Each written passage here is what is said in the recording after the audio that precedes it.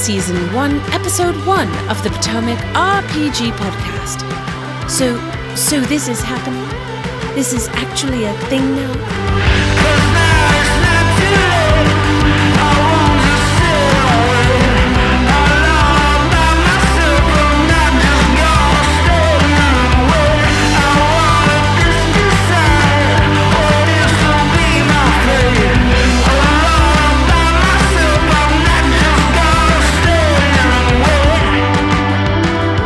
Welcome one and all to the Potomac RPG Podcast, a strange pageantry of misfits, magic, and mayhem. I am your host and player who shows up with no dice, Adam.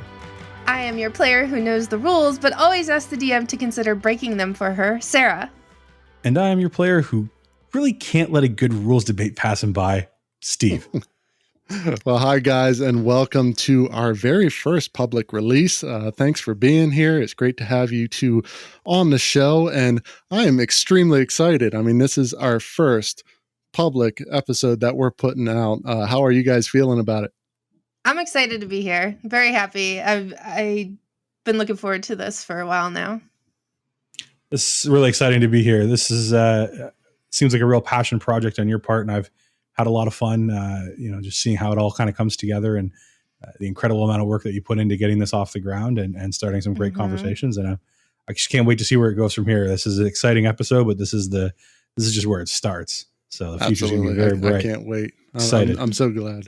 So glad that you guys are on here to have this first experience here, because without the help not only of you two, but the rest of the Potomac crew, there's no way this would happen. So let's get into it. Let's introduce our topic for the week. So All right. We're going to be talking about something that we've all struggled with in our TTRPG journey, finding a solid, stable group to play with. Now, we're lucky. We managed to stumble into a fantastic group that's been going strong for a long time. But before that, there was the struggle. Yeah. Now, Sara, you've been part of some stellar groups over the years, but how close to home does this topic hit? Was there ever a time when you were desperately searching for a group that would stick?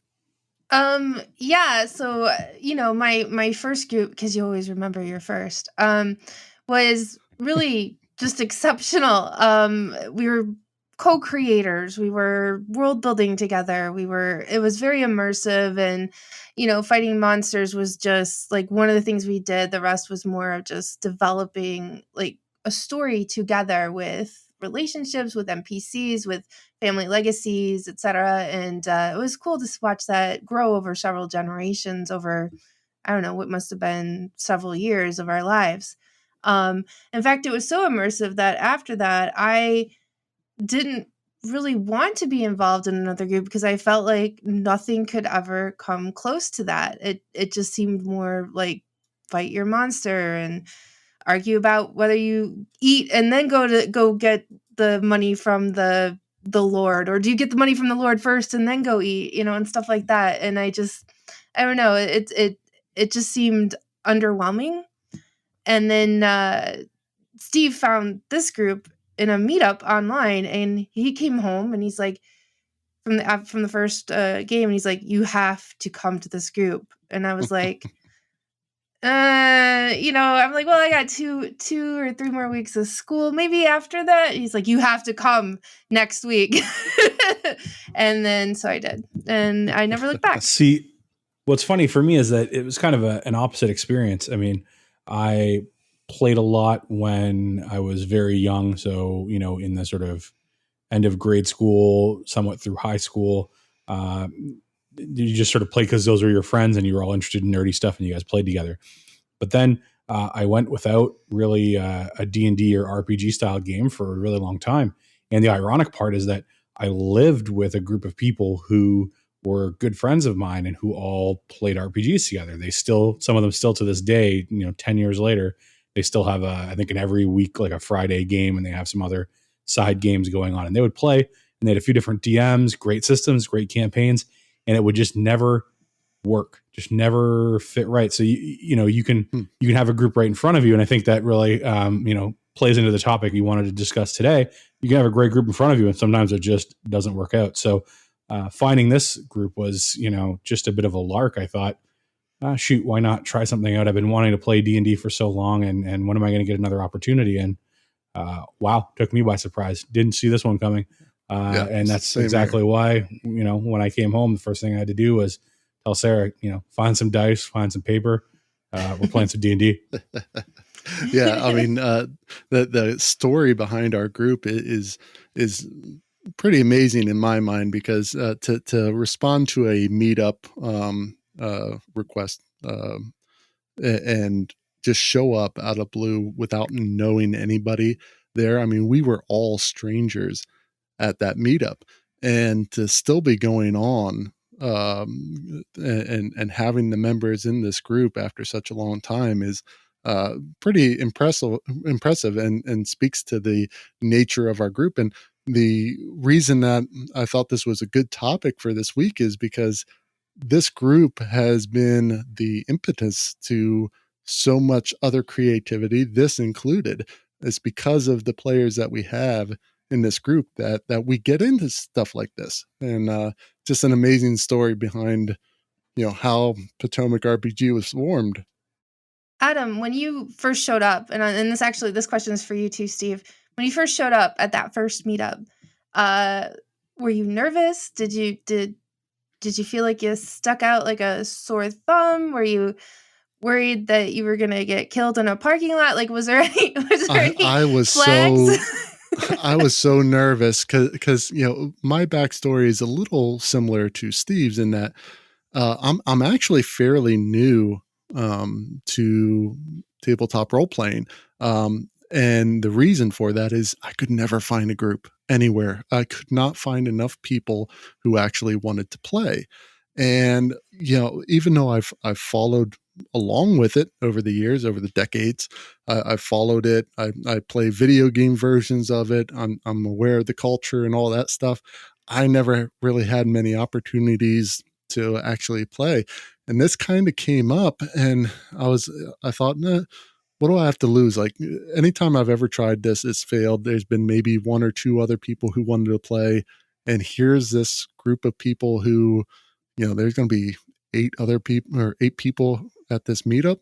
That's a lot of people. Yeah, let's just give it a shot. And thankfully I did, because I'd be missing out on such a great amount if I had chosen not to go. Yeah, it's kind of incredible, the sort of constellation of events that had to happen, because it's not just that we got a bunch of people together who want to play D&D. We really did manage to find a bunch of people who want to play the same sort of D&D together. It's not for nothing. We've had a few people that, there was one player who came to the first session and then never showed up again.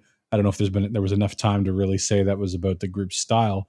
That was sort of the deciding factor. And then we had yet another player who left several sessions in, because just the style and the sort of the volume of stuff we were doing, both sort of on computers in between sessions and in sessions as well, was just a bit too much.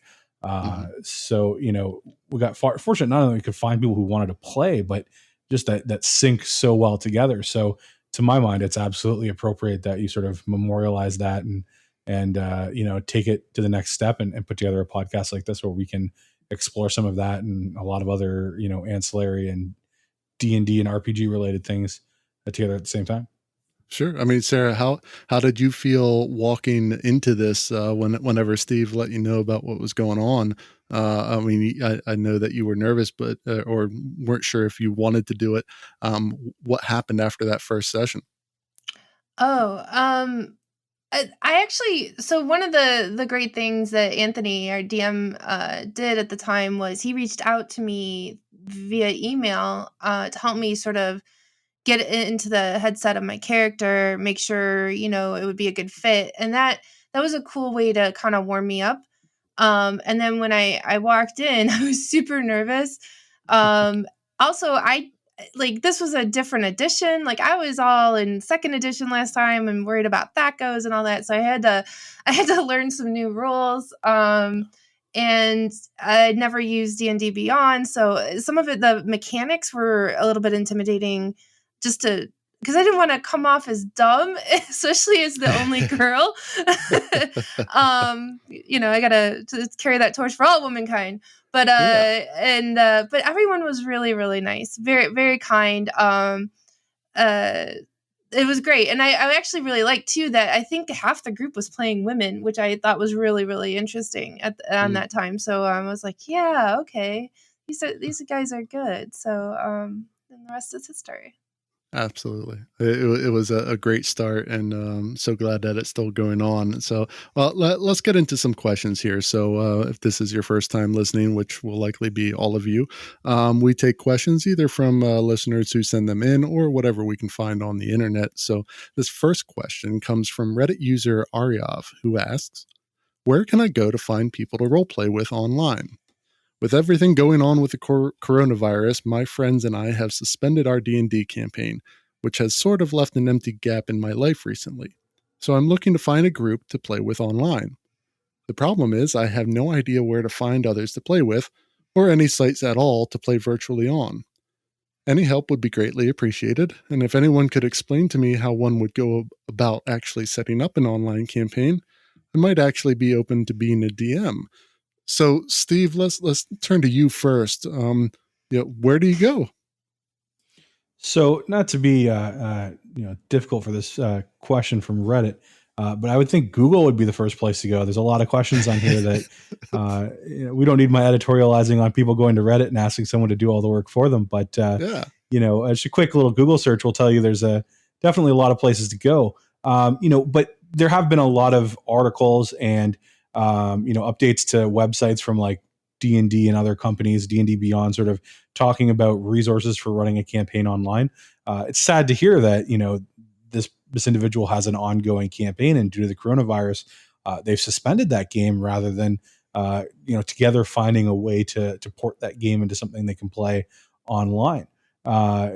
That's usually the easiest way to do it instead of having to go out there and find a whole new group. But even then, as a group, you need to think about, what sort of tools do you use. D&D Beyond, as Sarah mentioned, we use that pretty extensively, and that's very helpful in keeping everyone on the same page. And then there's obviously the Roll20 is one of the big dogs in the room in terms of a website that allows you to run and manage an online game. There's Fantasy Grounds. I know there's some various virtual tabletop software you can find on Steam. There's a lot of ways you can run a game. Finding a game might be a little more difficult. The users on Reddit, so I would say I'm sure there are subreddits, looking for groups, posting to the various D&D or other RPG related subreddits, depending on the sort of game that you want to play, would be a great place to start looking for games. I honestly think if you just pop into Google and search for looking for online tabletop RPG games, you'll find quite a few. There's a burgeoning market in professional, I put them in air quotes, professional dungeon masters and other game referees for game systems. So I know the games are out there. Paid DMs are a whole nother topic for a whole nother show, my friend. Yeah. Well, Sarah, I wait with great interest. Yeah. Yeah. How about have you done any remote play before this group? I did try remote play once with Steve's former roommates, but I think it only lasted like 2 episodes, and then it just wasn't. I don't know. It just wasn't jiving for some reason. But yes, now that with the COVID-19 epidemic or pandemic rather, we have found some escape with Zoom using the gallery view, so you can see everyone's faces at once, and the mural boards, which allow us to sort of have that battle map in front of us. We still use Slack for, talking about the game, occasional side RP. So that's been kind of the ways we've been keeping in touch, which I find a good experience. So, in fact, way better than I thought it would be, particularly given that COVID-19 took away our chances to meet in person. Yeah.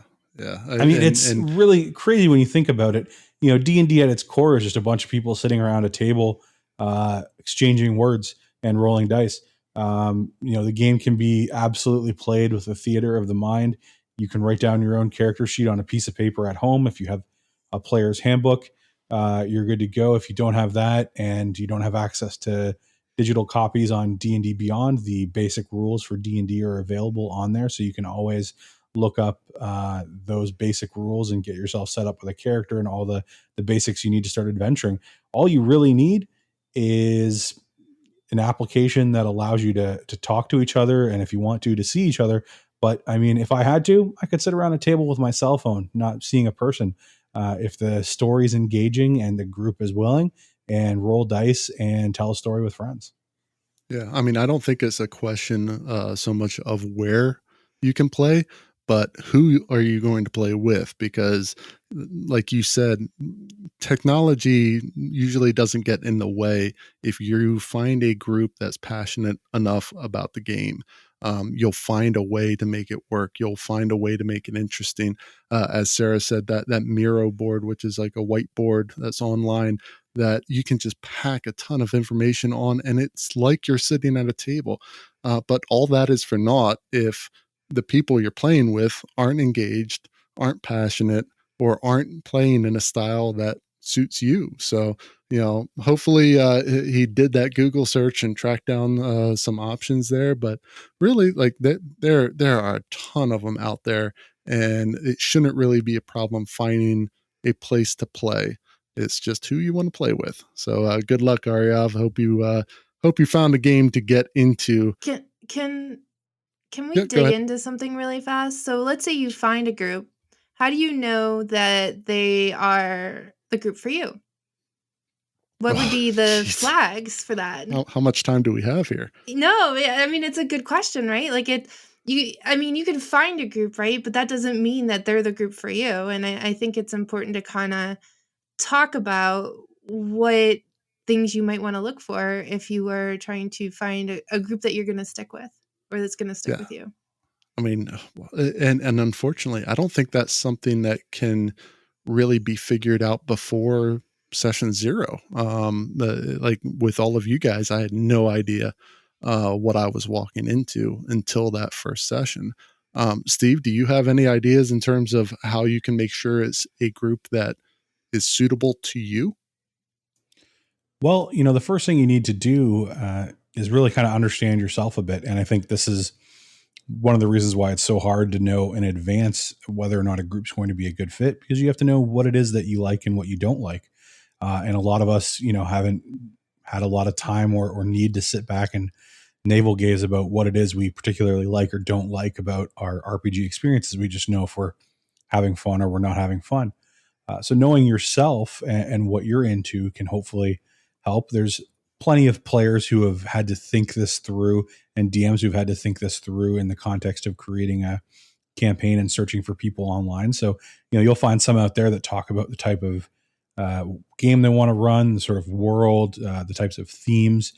So knowing some of the things that are interesting to you and things that really aren't interesting to you are really important, and be willing to, just be honest with yourself.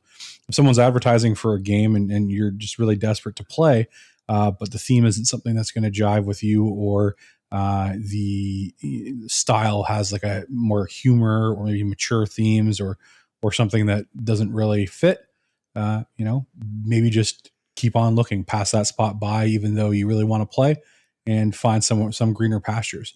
Aside from sort of the feel, for me personally, I look for, to what extent are people, quote, following the rules in terms of what they're building and using. Is it, chock full of homebrew? Are you going to enjoy that sort of thing? Some people will, some people don't. I have an issue with it because the game's all imagination, and it feels like once you take the guardrails off of the sort of shared pool of imaginary ideas we're playing with, then there's really no cohesive a theme or purpose anymore. So, for me, that's a big red flag. When I see, extensive rewrites of the rules, I'm not into it. But, Sure. everyone's Yeah. different, and you just need to think a little bit about your past experiences and what you've liked. And if you've never played before, then, you're just going to have to do some trial and error and be willing to know when to hold them and know when to fold them. Yeah. I know for me, I would love to see if a DM is advertising not only what, you know, you know, game they're playing, what, themes they're playing, but I'd want to know how how much they're going to rely on mechanics to drive the story and how much is going to be story. Because to me, I find pleasure in the story. Now, there's no wrong way to play D&D other than to break the rules all the time. And even then, if your group agrees on it, then go for it. But Sure. I love rich story, and that would be one of the cues that I would be looking for if a DM were advertising.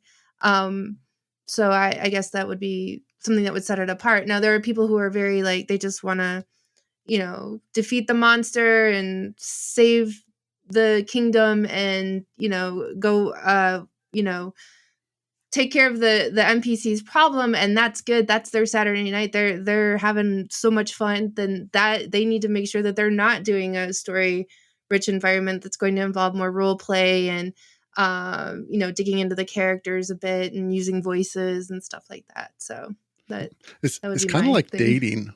It's It kinda is, right? dating.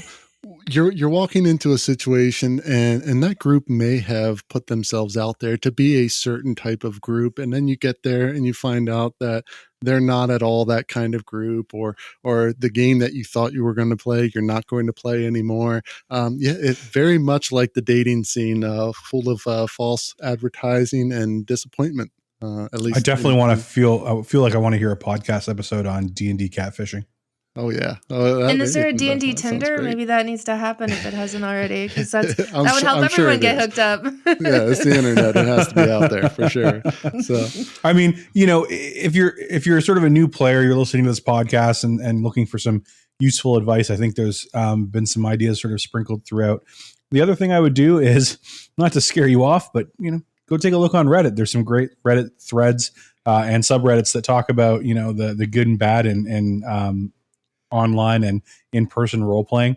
And you can start to read what some of the other experiences people have had are, and some of the things that tip people off as to what might be red flags, types of behavior, types of activity. So there's definitely resources out there, but you're just gonna have to try some things. Be willing to. I guess it's a little bit like dating, like you said. Just be a little adventurous. Put yourself out there and see what works. And if it's not working, always remember that you can just get up and leave the table. You're not obligated to anyone to continue playing a game. It's fun. And if it's not fun for you, get out. then you just get out. Absolutely. Yeah. Mhm. Yeah. Shout out to RPG Horror Stories if you want to get a good look at how bad Yeah. things can get, and maybe help you decide whether the group that you're in is not meant for you. Check out some of those stories. On to okay. The sound of Ralphie the News Goblin tells us it's time for Potomac RPG News. I love this guy. Oh my god.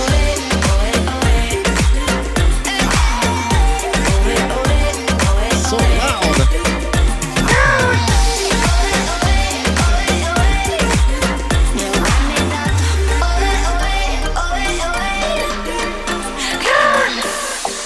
Oh, I love Ralphie. Ralphie, what a Love fresh him. beat. Yeah. Could totally dance to that. So there is a news item here.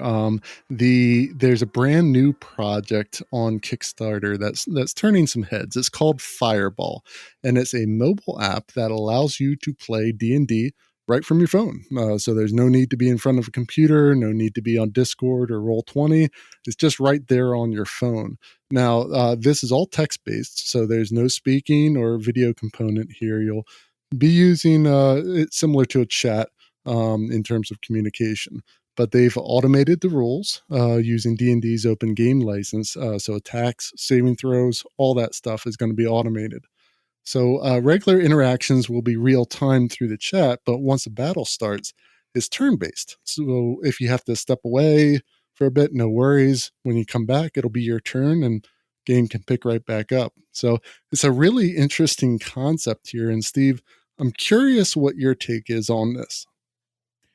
So it's a really interesting concept. I took a look with the news article. I went and hopped on Kickstarter and looked at their video, and I'm all good for a great Kickstarter campaign for RPG stuff. I know I've backed more than my fair share, and I really couldn't get behind this one. I see the value in a lot of the ideas that they're putting forward here. The idea that You have real-time interactions. It's text-based, so you can kind of play it, from wherever you are. Pop in some information in the middle of the day, get back to the battle after you have dinner and put your kids to bed, whatever it happens to be. But when I looked at it, it just seemed like they were trying to do too much. And, not for nothing, back when 4th edition was going to be a thing, Wizards of the Coast tried to put together a whole online tabletop way of doing things. We see, we talked already about Roll20, Fantasy Grounds, and there's a lot of others out there. And none of them have really sort of cracked it, so to speak, where it's sort of become the de facto a standard for planes. And these guys have been doing it for a long time. So for an app to come in and say, we're going to do all of these things, it just makes me worried that they're not going to be able to deliver a satisfying experience on anything because they lack focus.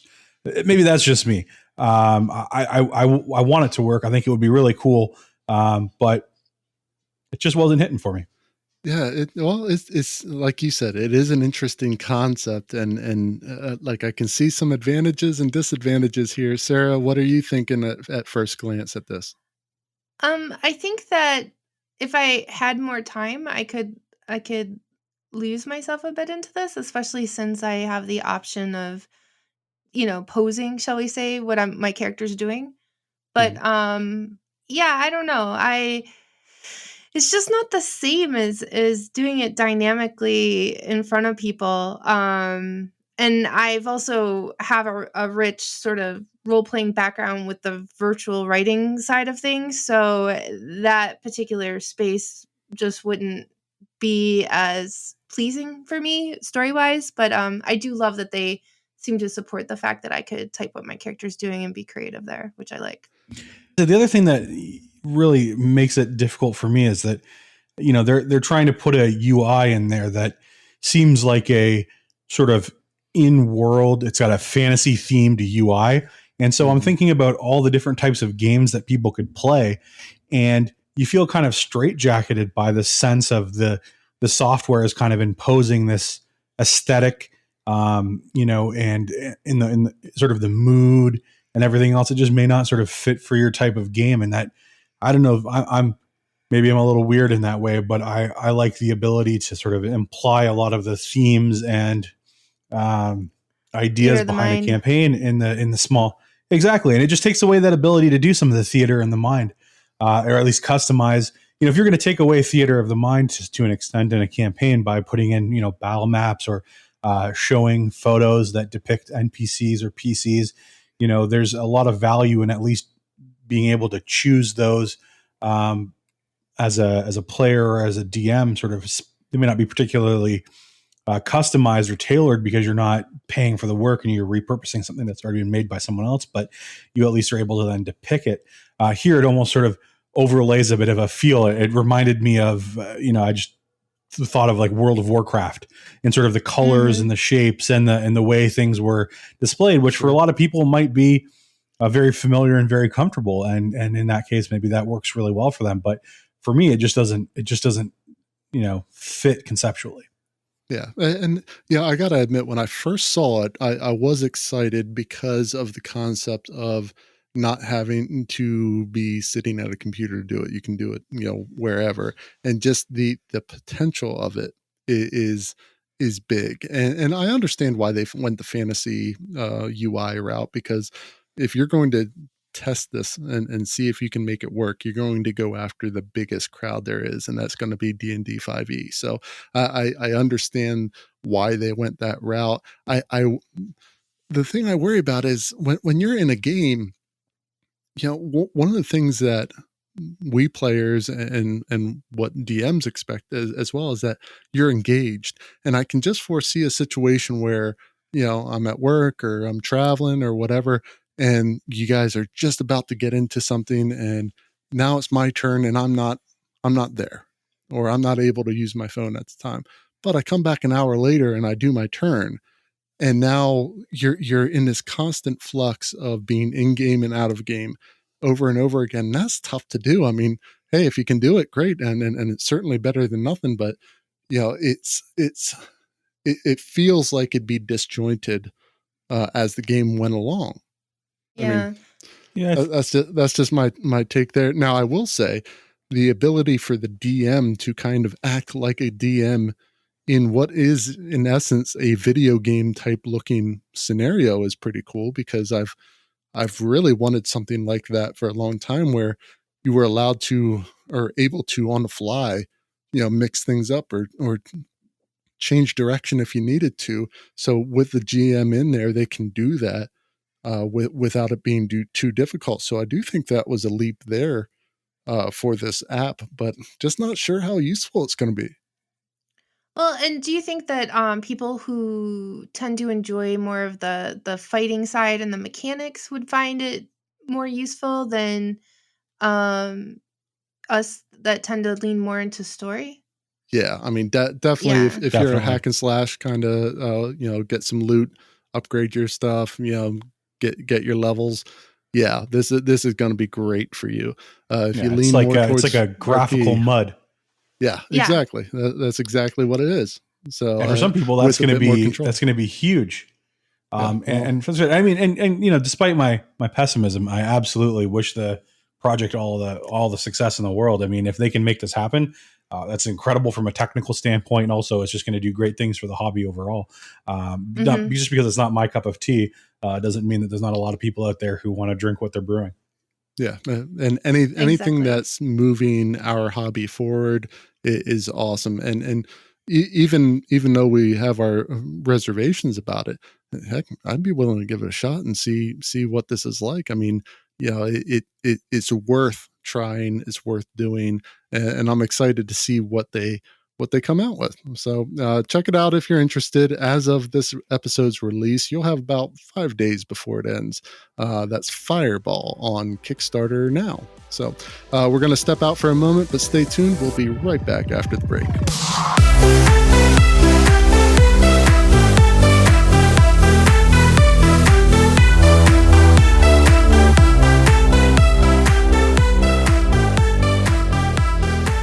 As any tabletop role player would know, coffee is an essential commodity for those 4-hour sessions we all go through. And a great place to get that coffee is foundfamiliar.com.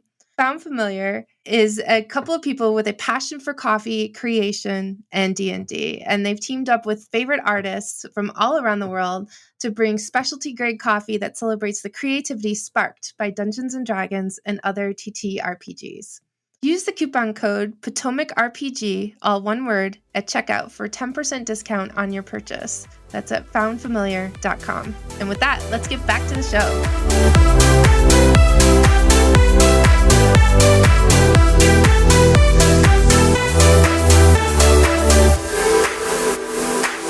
All right, welcome back. So how about another question? This one comes from RPG Stack Exchange user Imir, who asks, how to transform a bunch of strangers into a friendly group.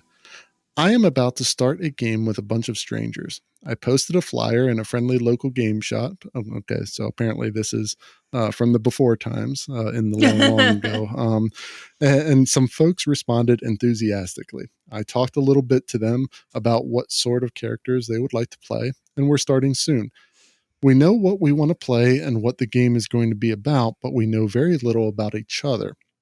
Obviously, the first game session is going to be very important as we all want to play, but we also need to get to know each other.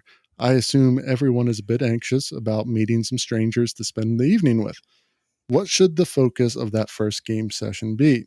What techniques can I use to make everyone comfortable apart from playing not being an ass? Can you recommend any tools that could help with getting to know everyone? Finally, how would I know if my efforts are successful or not? What would be the signs of a group gelling nicely or the opposite, apart from the general enjoyment of the game itself? Sarah, I'm going to turn to you first on this. How do you Ooh. transform a bunch of strangers into a friendly group? I would try a couple of things. If I'm the DM, I would definitely get in touch with them beforehand. Anthony did this and try to talk to them about characters they're thinking about. And then I would try to ask if they'd be interested in having some sort of background connection to another character. Because that way they come in with a sort of a built-in connection to another player, and in a way they can have some history there that might be they could leverage later on. Now that wouldn't happen in the first session, but it's planting a seed for later.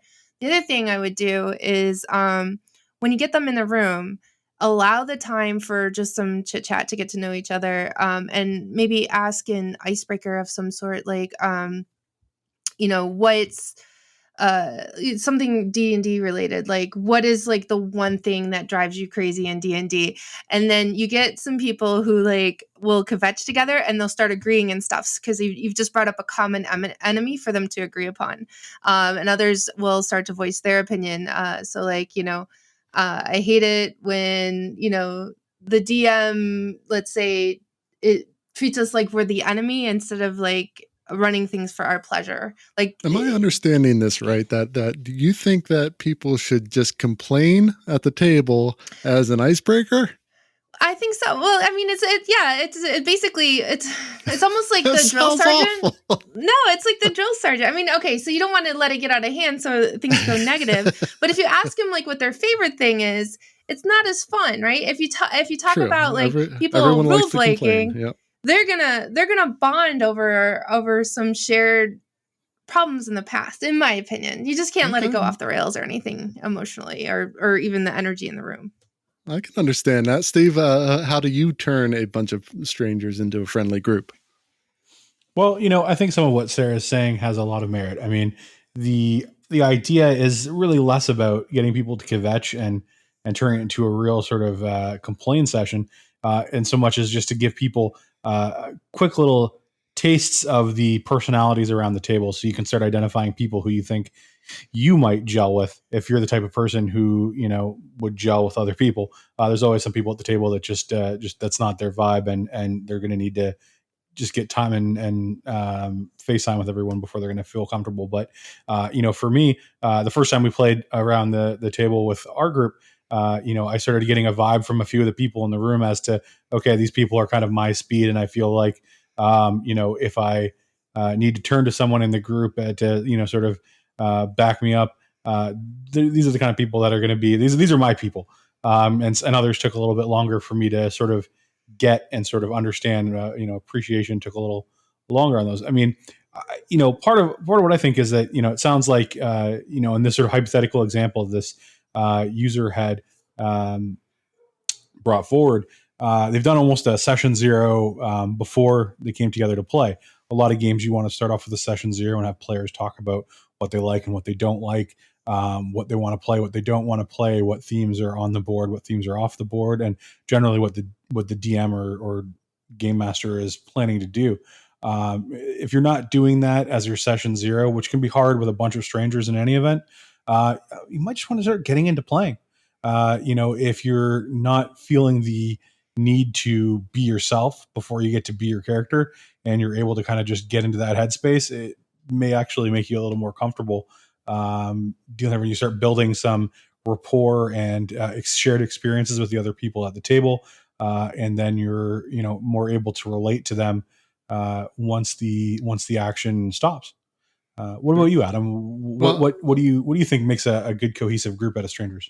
I was coming at Sarah a little bit hard there. I apologize, Sarah, but I actually agree with you on most parts here, because I do think that having a common enemy is a good thing, especially if kind of like Steve said, if they're not feeling like they want to socialize and get to know each other, which I mean, heck, a lot of us are introverts. A lot of us aren't comfortable with small talk. So the opportunity to get into the game, a space that feels a little bit better and safer for us, might be a good option. And I would just advise that, hey, give a simple enemy right away that will help this group gel a little bit. Nothing mind blowing, nothing causing consternation or problems within the group itself, but something that all the group members can turn to and say, oh, that's what we fight, or that's what we're against, or that's what we're trying to solve. Really can help people gel if they're not the most social group in the world. Yeah, and sometimes it's just out of your control. I mean, a DM can only do so much before it's the responsibility of the players to get along. Yeah, and let me just clarify. I'm thinking more of pet peeves and not like, horror stories. Sure. It's just because what you have here is like, imagine a bunch of veterans from different branches of the service who have done different tours, right? Mhm. So they've never worked together, but they do have common knowledge of what it's like to be in the military and what worked for them and what didn't. Like my drill sergeant used to, spit whenever he'd yell at me, and I'd have to wash my face afterward, and people would be like, "Oh man, my drill sergeant would," and then that way they're bonded by the fact that they have a history in separate locations, but that is still like similar in the fact that they are sort of veterans. This is really for people who've played before. A new person might, you might have to adjust what you're asking. And then as a second movement, bring them to something positive. And then, yeah, if you're going to get down to business, introduce a villain for them to defeat together. But you've done some mental work there to kind of break down some barriers and let them kind of have some camaraderie over some shared experiences and likes Well, and I would dislikes. say Imir is on the right track. Like, he or she is asking some good questions and has, they've already reached out and kind of talked about things. That's half the battle there. So Imir is doing a good job of touching base on that stuff, and just being concerned about that is going to make that person more aware of kind of what's going on around the table and making sure everyone's needs are being fulfilled, and kind of working the table as you go with those things in mind. So I Sign think of a this good person, DM. doing a good job.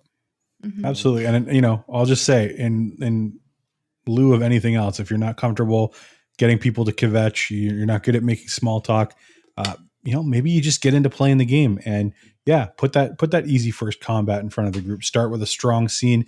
It's mid action. No one has to worry about justifying why their character is where they are. They can figure it out later, and just start doing the thing that all of them presumably love, which is rolling dice and hopefully saving the day. And maybe once you've broken the ice with the thing that everybody truly is there to do, some of the other conversational pieces and relational pieces will come a little bit easier afterwards. Don't Yeah, overthink it. that's actually a great idea with it. What do they call that? Excellent. In media res or something, I Yep. where think that's the term. you start right in the action. That's a good way to get past all the awkwardness and just get straight to the game, and give everybody a chance to catch their breath before they start socializing and kind of figuring out what their place is in the group. Yeah, good comments, guys. I appreciate that. Yeah, So loved we're it. going to jump into our last post of the week. This comes from Reddit user Starshot77, who asks, "Why is finding a group or players such a struggle? I admit it's a bit of my own fault. I've recently decided to pursue systems other than Pathfinder and D&D. Recently, I purchased the rulebook to Worldwide Wrestling, a D6 pro wrestling system that is almost identical to Monster of the Week. I get the initial person who is interested, but that's all. I'm broadening my outreach, but finding an in-person game is challenging, particularly now. There is online, but I've done online campaigns and they aren't the same. Advice?" So, Steve, let's shoot over to you Well, you know first. something, Mean Gene, when you're playing a wrestling game, dude. What you got to remember? No, all Hulk Hogan aside, I think this user kind of answered their own Jesus. question. Uh, they're playing a system that's sort of outside of the norm. I've not heard of it before, despite my love of both RPGs and pro wrestling. So if a lot of players don't know what the game is, it's going to be really hard to find people who want to pick that up and play. As we're coming to broadcast on this episode, obviously, most people aren't playing in-person games anymore. And so if you're kind of cutting out the ability to do online games altogether, and saying, just they aren't the same and I don't enjoy them, unfortunately, you're just making that really hard on yourself. That's a huge handicap, given the fact that we're all, for the most part, very busy. The only people who have a lot of free time are usually the very young, and those are who are kind of newer to the genre, newer to the games, and are probably more likely to stick within an established game. At least that's my perception. But if you're going to try to find it, you need to sort of do some of the legwork. Explain in your posts looking for a group, for example, explain why it's so interesting and why you want to play this unusual game. Maybe go to places that are a bit outside of the norm instead of just going to an RPG subreddit, let's say, to find people to play. Go to a wrestling subreddit to find people to play, because there's going to be people on there who like RPGs. Yeah. And they're going to be there because they like wrestling. And maybe you'll have a better chance of finding someone there that sort of has the Venn diagram that you need to make that campaign happen. And when you do, I don't know. And when you do, brother, you'll be the strongest force in the universe, Jack. Sarah, what do you think? I have to agree with Steve. He's really limiting himself by that particular system. And, if people are playing because they want escape and they want like the fantasy of becoming someone else, like maybe there's not as many people who want to be a wrestler as, and play with those mechanics. And if they did, they might pick up the video game. That's, Yeah. Good point. I mean, I think another route that you could go is conversion. Find a D&D group, become one of them, infiltrate, and then convert them to whatever game system that you prefer. Now that's a long con, but it could work. But might even do better than finding that overlap in the Venn diagram. I think you probably hit the nail on the head. I mean, you find a group of people that enjoy playing RPGs with you, and then you can pitch the idea, look, I really want to try this game out. Let's do a one-shot playing wrestlers. And you know what? I bet you it's a lot of fun. And if it is, they're going to pick it up. I mean, look at the fun I just had just going into Hulk Hogan. He's got his own problems, but we're not playing this game, Steve. We're not doing Are you sure? Are you Steve sure? Waited his whole life to play that game. Whole life to play this. Remember, I DM one of your games. You can turn it into whatever the hell you want. I'm very familiar with the grapple rules now. Matt explained it to me many times. In fact, I believe you can make Hulk Hogan as a grappler. He may have said that. Yeah, he did say that. He did. So, well, anyway, that's going to do it for us this week. Remember, if you want to send in your questions or anything you find on the internet, you can send them to questions@potomacrpg.com. And if you'd like to support the Potomac RPG podcast, you can visit our Patreon page at patreon.com/PotomacRPG. And lastly, you can follow us at Potomac RPG on Instagram and YouTube. Big thanks to Sarah and Steve for being on the show and joining in the fun. First episode, yay! Yay! And thank you to the rest of the Potomac RPG crew and, of course, all of our wonderful listeners out there. So for the Potomac RPG podcast, I'm Adam. I'm Sarah. And I'm Steve, brother. Till next time, keep those dice rolling, keep those stories coming, and never stop playing. Yeah, it's never going to work. This is never going to work.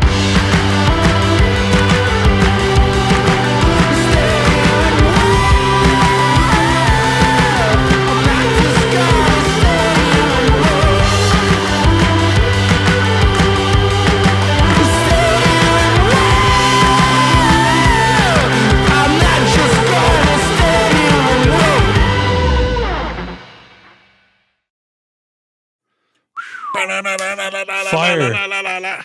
Stay away. If I was 14, though, I'd probably dig it.